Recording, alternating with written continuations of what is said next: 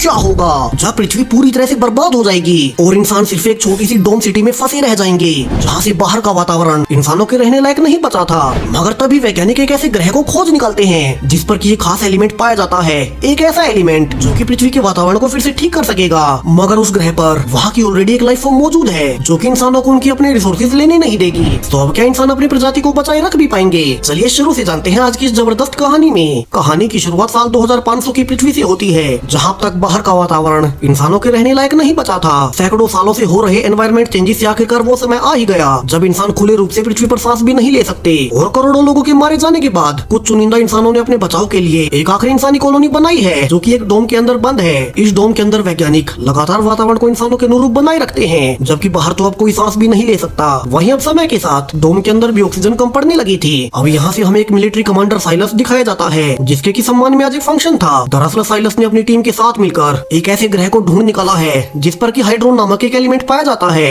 और वो हाइड्रोन एलिमेंट पृथ्वी के वातावरण को फिर से पहले जैसा इंसानों के अनुकूल बना सकता है। अब चूंकि इंसानों के पास ज्यादा वक्त नहीं बचा था क्योंकि इस डोम के अंदर की ऑक्सीजन खत्म हो रही है, तो ये खोज इंसानी भविष्य के लिए काफी ही अहम थी और इसीलिए ही साइलस को समस्त इंसानी भविष्य को बचाने के लिए अवार्ड मिल रहा है, जहाँ साइलस स्पीच भी देता है कि ये तो सिर्फ शुरुआत है और अभी तो उन्हें उस ग्रह पर जाकर वो एलिमेंट पृथ्वी पर लाना है। जिसके की बाद साइलस को उसकी पत्नी वीरा जो की उसकी टीम में काम भी करती थी अब कांग्रेट्स बोलती है। तो वहीं डोम का जनरल ओलिन भी आकर दोनों को कांग्रेट्स बोलता है और कहता है कि ये सफलता के लिए साइलस की नहीं बल्कि वीरा की भी है, जिसने कि अपने पति साइलस की टीम में अच्छा काम किया। अब साइलस को ये बात पसंद नहीं आती और जब वो अपनी पत्नी के साथ अपने घर आया ही था कि साइलस कहने लगता है कि जनरल ओलिन को मिशन के बारे में कुछ नहीं पता क्योंकि सारा ही मिशन वो अकेले दम पर संभाल रहा था। अब वीरा उसे शांत करते हुए कहती भी है कि जनरल तो सिर्फ उनकी तारीफ ही कर रहा था और ये कहकर वो अपने रूम में जाने लगती है कि साइलस उसे गुस्से में खींचते हुए समझाता है कि उसी ने टीम को लीड कर उन्हें उस ग्रह तक पहुँचाया था और जब वहाँ उनके दो साथी वैज्ञानिक फंस भी गए थे तब वो ही उन्हें बचाकर वापस लाया। तो इसमें वीरा और बाकी टीम का क्या योगदान था? जिस पर कि वीरा डरते हुए हाँ में सिर हिलाती है और अपने कमरे में जा रोने लगती है। यहाँ साइलस अपने काम में तो बहुत अच्छा है और मिशन के लिए कुछ भी करने को तैयार रहता है, मगर वो कुछ ज्यादा ही कंट्रोलिंग था और वीरा और साइलस की मैरिड लाइफ हमेशा से ही बहुत खराब रही है। अब अगली सुबह जब दोनों उठे ही थे कि वीरा के पास जनरल ओलिन का मैसेज आता है और वीरा साइलस को बताती है कि उन्हें जल्द से जल्द इमरजेंसी मीटिंग में बुलाया गया है क्योंकि उनकी डोम में अब सिर्फ 5 महीने की ऑक्सीजन बची है। तो उन्हें जल्द से जल्द रेक्सोन ग्रह पर जा वहाँ से वो एलिमेंट हाइड्रोन लाना होगा, जिसके लिए वीरा कहती है कि क्या ऐसा करना सही होगा। दरअसल रेक्सोन ग्रह पर भी एक लाइफ फॉर्म रहती है और अगर उस ग्रह से इंसानों ने अपने लिए उनका एलिमेंट हाइड्रोन निकाल लिया तो वे अपने ही ग्रह पर नहीं रह पाएंगे। और यहीं पर दोनों की सोच अलग अलग है, जहाँ साइलस का मानना है कि उन्हें पहले इंसानों के बारे में सोचना चाहिए और उस ग्रह पर जाकर वहाँ से हाइड्रोन ले आना चाहिए, फिर चाहे वहाँ की लाइफ फॉर्म के साथ कुछ भी हो उन्हें अपने बारे में खुद सोचना होगा। मगर वीरा कहती है कि हम इंसान किसी और ग्रह के लोगों से उनके ही रिसोर्सेज कैसे छीन सकते हैं और वो भी तब जब इंसानों ने खुद ही अपने हाथों से अपने ग्रह पृथ्वी का विनाश किया हो। अब यहाँ से साइलस थ्योरी ऑफ एवोल्यूशन देता है और बताता है कि कैसे प्रकृति का सिद्धांत ही है कि हमेशा से कोई भी लाइफ फॉर्म पहले खुद के बारे में ही सोचती है और खुद को बचाती है, फिर चाहे उन्हें इसके लिए कुछ भी करना पड़े। अगर जंगल में शेर बाकी जानवरों को नहीं खाएगा तो जिंदा कैसे रहेगा? और प्रकृति खुद ही नेचुरल सिलेक्शन को मान्यता देती है, यानी कि सर्वाइवल ऑफ द फिटेस्ट। तो अगर इंसानों को जीवित रहना है तो उन्हें उस ग्रह रेक्सोन पर जाकर उनसे उनका सबसे मेन रिसोर्स हाइड्रोन छीनना ही होगा। और अगर उस ग्रह पर रहने वाली लाइफ फॉर्म उसके बिना मर जाएगी तो उन्हें खुद इसके बारे में सोचना चाहिए, न कि हम इंसानों को। हालांकि वीरा को अभी भी ये गलत लग रहा था। जहाँ से वे मीटिंग में जाते हैं जहाँ जनरल उन्हें बताता है कि उनकी पिछली टीम जो कि उस ग्रह पर हाइड्रोन लेने गई थी उन पर उस एलियन लाइफ फॉर्म ने अटैक कर दिया और सबको मार डाला, जहाँ वे अपने ग्रह से हाइड्रोन को निकलने नहीं देंगे। अब वीरा कहती है कि वे भी अपने ग्रह को बचा रहे हैं तो उन्हें सबसे पहले उनसे कम्युनिकेट करने का तरीका ढूंढना होगा ताकि वे उनसे बात कर मदद मांग सके। यहाँ वीरा उनसे रिक्वेस्ट करने की कह रही थी, मगर अब ये सुनते ही साइलस गुस्सा उठता है और कहता है कि इंसानों के पास किसी से भी मदद मांगने का वक्त बचा ही नहीं है और वो अभी एक टीम लेकर रेक्सोन ग्रह पर जा रहा है, जहाँ उन्हें पावर का इस्तेमाल कर उनके ग्रह पर ही इन्वेजन करनी होगी क्योंकि वो एलिमेंट अकेले उसी ग्रह पर है जो कि हमारी पृथ्वी के वातावरण को एक बार फिर से बदल सके। अब इसके लिए जनरल ओलिन मान भी जाता है और अगले ही दिन साइलस की लीडरशिप में एक टीम स्पेसशिप से उस ग्रह पर भेजने का तय होता है। तो सभी जल्दी से कल के मिशन की तैयारियां करने लगते हैं। तो वहीं शाम को वीरा जाने से पहले साइलस से मिलने भी आती है, मगर साइलस अपने मिशन पर रिसर्च में बिजी था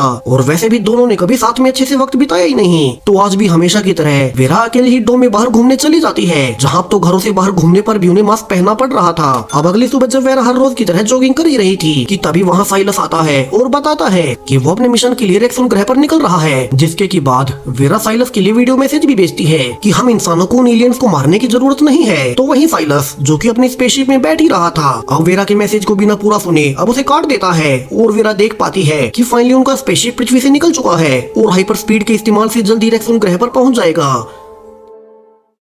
यहाँ से वीरा अब हर रोज की तरह अपनी डेली लाइफ को कंटिन्यू रखती है, मगर जब कुछ दिन बाद वो जॉगिंग कर ही रही थी कि उसके पास इमरजेंसी मैसेज आता है कि साइलस की टीम जो कि रेक्सोन ग्रह पर हाइड्रोन एलिमेंट लेने गई थी उन पर भी उस ग्रह की लाइफ फॉर्म ने अटैक कर दिया है। सो वीरा डरते हुए अब भागकर कंट्रोल रूम में जाती है, जहाँ वो फुटेज में देख पा रही थी कि वो एलियन लाइफ फॉर्म इंसानों से काफी ही अलग है और वे एनर्जी का इस्तेमाल अलग तरह से करते हैं। वहीं साइलस की टीम बिना उन पर रिसर्च किए वहाँ चली गई तो वे अब एक एक करके मारे जा रहे हैं। अब यहाँ से लड़ते हुए साइलस कहता भी है कि वो पीछे नहीं हटेगा और वो कुछ हाइड्रोन एलिमेंट्स को शिप में इकट्ठा कर शिप को ऑटो पायलट मोड पर पृथ्वी पर वापस भेज रहा है और जिसके बाद वो इस रेक्सोन ग्रह पर न्यूक्लियर विस्फोट कर देगा जिसमें कि ये एलियन मारे जाएं। आप कंट्रोल में सब देखते हैं कि एलियन से लड़ते हुए बस 2 ही क्रू मेंबर शिप में वापस आए हैं और अब वे बॉम्ब का बटन भी दबा रहे हैं जिसमें कि शायद वे खुद भी मारे जाएंगे। हालांकि शिप में उन्होंने हाइड्रोन एलिमेंट भर दिया था जो कि ऑटो पायलट से पृथ्वी पर आ जाएगा और इंसानों को कुछ और सालों का वक्त मिल जाएगा, जिसके की बाद आप शिप से कॉन्टेक्ट टूट जाता है, यानी कि सारे ही क्रू मेंबर्स वही मारे गए। तो वहीं वीरा भी परेशान थी कि माइल्स अपने मिशन को पूरा करते हुए मारा गया और उसे काफी ही अजीब लग रहा था।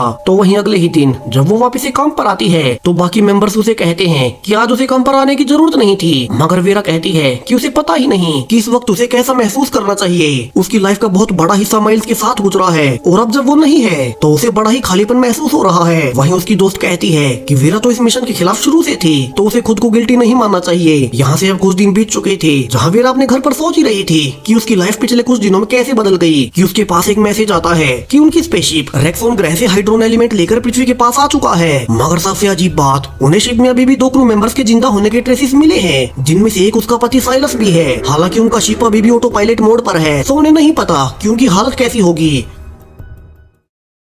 अब यहाँ से वीरा भागकर कंट्रोल रूम में जाती है जहाँ जनरल उसे बताता है कि साइलस और उनका दूसरा मेंबर दोनों की हालत अभी स्थिर है, हालांकि उन्हें कुछ दिन मेडिकल ट्रीटमेंट के अंदर रहना होगा। यहाँ से वीरा साइलस से मिलती है जो कि अपने बेड में पूरी तरह से कांप रहा था। यहाँ वीरा उसे शांत करती है और पूछती है कि क्या वो उसके लिए डॉक्टर को बुलाए, मगर साइलस उसे ऐसा करने से मना कर देता है। यहाँ डॉक्टर वीरा को बताता भी है कि साइलस की हालत अपने आप ही काफी कम समय में अच्छी हो गई, जो की काफी ही अजीब बात है। वहीं अब तक जनरल के साथ बाकी ऑफिशियल्स भी साइलस से मिलने आ चुके थे। जहाँ जनरल पूछता है कि जब वे रेक्सोन ग्रह से निकल रहे थे क्या तब उनका शिप सिक्योर था और उनके शिप में कोई एलियन जीव तो नहीं घुसा, जिस पर साइलस हाँ कहता है और वो कहता है कि एलियन से लड़ाई के दौरान की ज्यादातर घटनाएं उसे याद नहीं है और उसे तो बस इतना ही याद है कि वो अपने साथ एक और क्रू मेंबर को लेकर शिप पर चढ़ रहा था।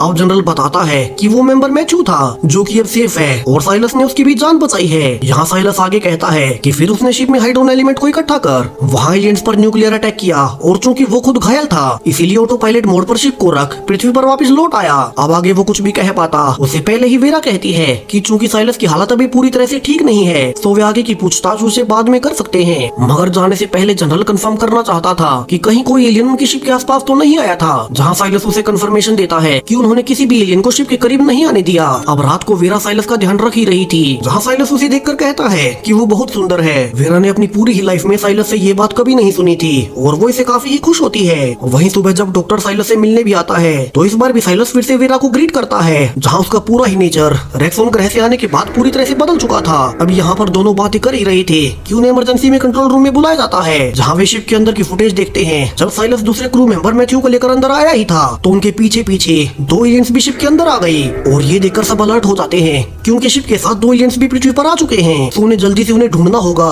कि वे हैं कहाँ और अब सभी लोग उसी में लग जाते हैं।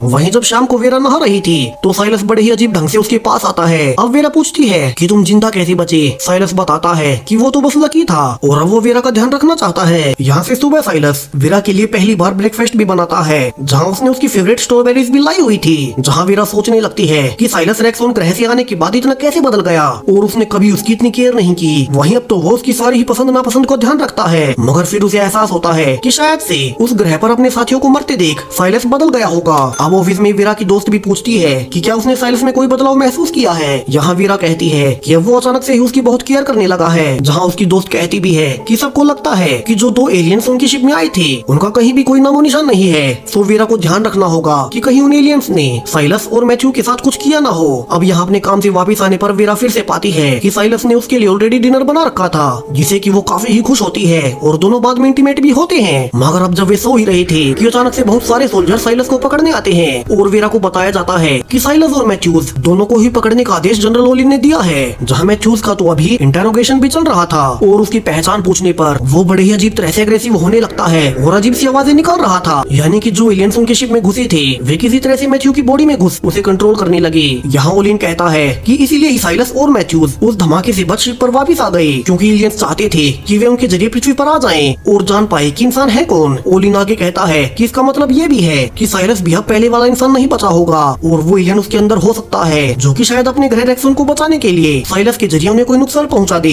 यहाँ वीरा देखती है कि अब ऑफिशियल साइलस का इंटरोगेशन कर रहे हैं, उसे उसकी पर्सनल इन्फॉर्मेशन पूछ रहे हैं, उसे शौक दे रहे हैं, मगर सरप्राइजिंगली साइलस को सब कुछ याद था और वो उनके सारे ही सवालों के जवाब देने लगता है। हालांकि अब मैथ्यूज के एलियन कंट्रोल में निकलने के बाद उस पर सभी का शक था और चूंकि साइलस एक लेवल 1 कर्नल है तो बिना ट्रायल के वे उसे मार भी नहीं सकते। अब यहाँ से ओलिन वेरा से कहता भी है कि आखिर में उन्हें उसकी गवाही की जरूरत पड़ेगी, जहाँ उसे ध्यान देना होगा कि वो कोई गलती ना करे। अब यहाँ से अगले ही दिन से ट्रायल शुरू होता है, जहाँ जज के सामने बताया जाता है कि कैसे साइलस का एलियन होना काफी ही बड़ी आसानी से प्रूव किया जा सकता है। जहाँ शिप में वो मैथ्यूज के साथ घुसा था और उन्हीं के बाद 2 एलियन अंदर आए थे, मगर पृथ्वी पर उन्हें कोई भी एलियन नहीं मिला और साइलस का साथी मैथ्यूज पहले ही एलियन निकल चुका है। क्योंकि वो एलियंस के कंट्रोल में था तो साइलस का भी एलियन कंट्रोल में होना लगभग कंफर्म है।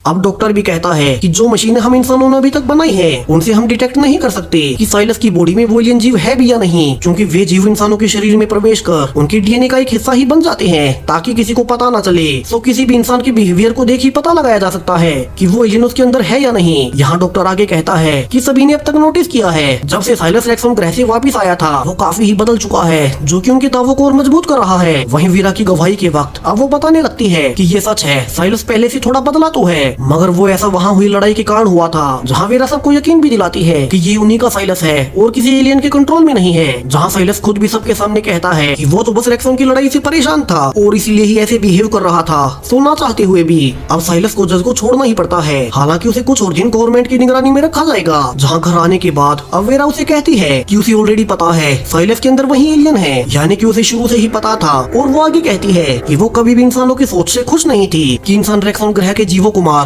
उनसे उनके रिसोर्सेज को ही छीन ले, और इसलिए ही उसने उस एलियन को बचाया है। वहीं साइलस इसके लिए वेरा को थैंक्स बोलता है और आगे बताता है कि वो इंसानों की सारी जानकारी इकट्ठा कर अपने ग्रह पर भेज देगा, जिससे कि वे इंसानों से बचने के लिए तैयारी कर सके, क्योंकि इंसान पृथ्वी की तरह उनके ग्रह को भी बर्बाद कर देंगे। और इसी ट्विस्टेड एंडिंग के साथ अब ये कहानी यहीं खत्म हो जाती है। तो आपको क्या लगता है, वेरा ने सही भी किया या नहीं? जहाँ नैतिकता कहती है कि इंसानों को किसी भी एलियन ग्रह के जीवों को मार उनसे उनके रिसोर्सेज नहीं छीनने चाहिए, जबकि अगर उन्होंने ऐसा नहीं किया तो वे खुद मारे जाएंगे। तो आपकी इन सब पर क्या राय है, कमेंट्स में जरूर से बताएं। साथ ही चैनल को सब्सक्राइब करें और भी ऐसी ही साई-फाई वीडियोस के लिए। Thank you.